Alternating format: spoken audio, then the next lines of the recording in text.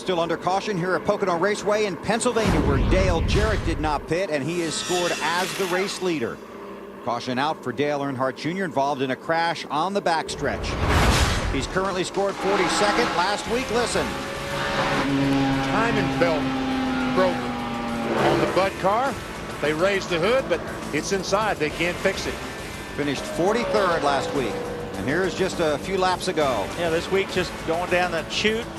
Dave Blaney tries a little bump drafting, but pulled the rear wheels off the ground and then turned Junior's car right, left, and then into the wall right again. So as they run right now, under caution, with 110 to go, Dale Earnhardt Jr. is 11th in the championship standings, 4 points behind Greg Biffle, and Tony Stewart would be 12th. Still under caution here at Pocono. Dale Jarrett scored as the race leader, but Denny Hamlin is in second. The field sailing into turn one. The green flag has just come out on lap 93. Dale Jarrett is the race leader. Carl Edwards is not on the lead lap. Denny Hamlin in the 11 wants the lead back. He's going to get it back pretty quick here. Maybe before turn two, BP. He gets it on the inside of the 88 and goes back in front. Jarrett did not pit under the caution. The lucky dog was David Stremme. Wow. Burton was right there. Wiggled a little in turn two. Lost a little ground. Here comes Kurt Busch. All right, these have been, I guess, the three fastest cars most of the day, along with Kevin Harvick in the 29 car. Dale Earnhardt Jr. has been released from the infield care center. Marty standing by back there to try and talk to Junior. Casey Mears in that 42 Texaco machine. 2 tires on that stop. He's 6th right now, but he's going to lose some spots. There are 3 Hendrick cars right there, the 24, 25, and 48. Gordon in the DuPont Chevy. There's the Lowe's machine of Johnson. Inside of Mears for position.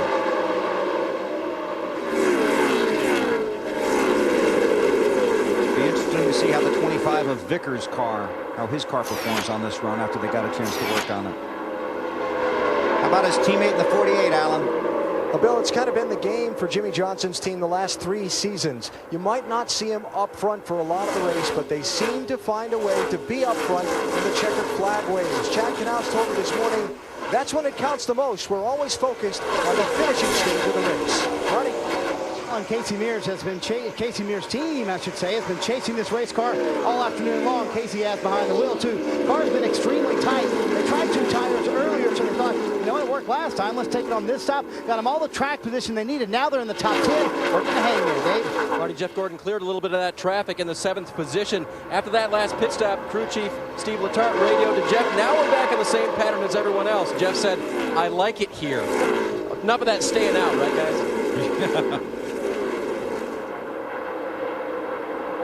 Meanwhile, in the very back of this, behind Biffle, in front of Ryan Newman, is Tony Stewart. Right.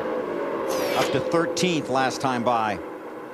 Wow, this is a wad of cars right here. And well, look at Tony Stewart go to the outside. Yeah, I'm just saying, you got the 88 that's pretty much, these guys are they're passing them on both sides. The 42, you know, when you're off the tires like this, you're just in the way, really.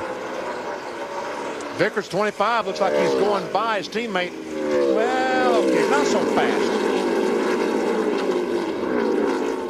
Gordon holds the position. Jamie McMurray runs 8th. Strong run for McMurray so far today. Tony Stewart right behind Bobby Labonte in the 43.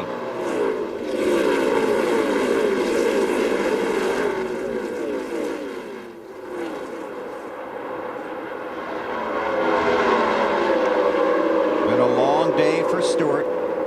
He's still got 105 laps to go. And he needs that. Yes. I mean, it's been a long day, but he still needs a lot of race to go here to be able to sort this thing out and get some track position. He's got a fast car. I mean, every time they restart, like right now, he's 5-6 seconds behind the leader. So he needs to pass a bunch of cars, have a caution come out, erase that distance, put himself in the position to win this thing. You see Dale Jarrett going backwards. It was 11 years ago right here in Pocono when Jarrett got his first win for Robert Yates Racing. He was back in 1995. He made the move to the 28 car, replacing Ernie Irvan after Ernie was injured in a wreck. It was the only win for Robert Yates Racing that year, but Yates Racing has won at least one race in 17 consecutive seasons, but they have not won one this year. And now he's losing both his drivers for next year. More from Marty. Well, for Dale Jarrett, in terms of him personally, it's been the weekend started out good. His son Zachary threw a no-hitter on Thursday in a state regional baseball playoff game. Then on Friday, the game DJ had to miss, he hit 2 home runs. But on the track, they have struggled. The car extremely tight. They haven't been able to get it any better so far. They have done their best to make changes on it almost every stop, but so far, just too hard to turn right now for Dale Jarrett. Thanks, Marty. So Jarrett going backwards, go ahead. It doesn't help you when you don't have tires on the car either. And everybody else does. And his teammate Elliott Sadler announced this week he is leaving Robert Yates Racing. Elliott currently running 32nd on the racetrack and said it was a tough week for him, making the decision to leave. I just think it's difference of opinion. It was, Robert and I have had some great heart-to-heart meetings this year on trying to get, our organization and our cars running a little bit better. And I just could not personally buy into the system of which direction those guys want to go in. I kind of want to go in a different direction. And we tried to meet in the middle, but it just was not going to work. And I think if they get a driver over there that does buy into the system, what they're doing, they're going to run great. I think they're really going to run good. And I hope we get to see that. Elliott Sadler said in that interview he doesn't know where he'll be next season. A lot of people don't believe that. Including someone sitting next to you, right. We'll see how it plays out. But it has been a disappointing year for Robert Yates Racing. 17 consecutive seasons. They've been to victory lane at least once. They got a lot of work to do if they're going to get back there this year. Yeah, and it makes it difficult when the teams know that the drivers are going to be gone next year. And you're at this point of the season, it's hard to get worked up and go to the racetrack every weekend. I don't care what anybody says, it's tough to do. And that's got to be so hard for that fellow you're seeing in the inset. That is Robert Yates. His cars always run up front, and this year they haven't. But they are very optimistic about 2007. We'll see how it works out. Denny Hamlin, the race leader, 0.6 of a second in front of Jeff Burton. Kurt Busch runs 3rd. Kevin Harvick is 4th. Jimmy Johnson 5th. Is the 17 car going forwards or backwards? Man, you mean on the track or on the leaderboard, BP? On the leaderboard, he was up front running in the top 5 most of the day. Now he's back in the 19th position. Meanwhile, Kevin Harvick runs 4th. An update from Matt. And Harvick entered Pocono 70 points out of 3rd, but also he kept in mind the 77-point cushion out of 11th. He said the target from this race on, top 5 finishes. He wants to step it up, ramp it up as we approach into the chase. His hindrance today has been turn 1 as he goes down the front straightaway. He changed his line into turn 1, and he's using a lot more brake. That has really helped pick him up. That was the only place he was giving up. Meanwhile, BP, you were talking about the 17 of Kenseth. They had issues on pit road. They made some significant adjustments, but he was also blocked in by the 10 of Scott Riggs. All right, so he lost all that track position. Now he's trying to fight his way back. But I don't think Matt Kenseth today has the car that Denny Hamlin, Tony Stewart has. Jeff Burton. But we're just halfway through. Vickers around his teammate Jeff Gordon. That's for 6th.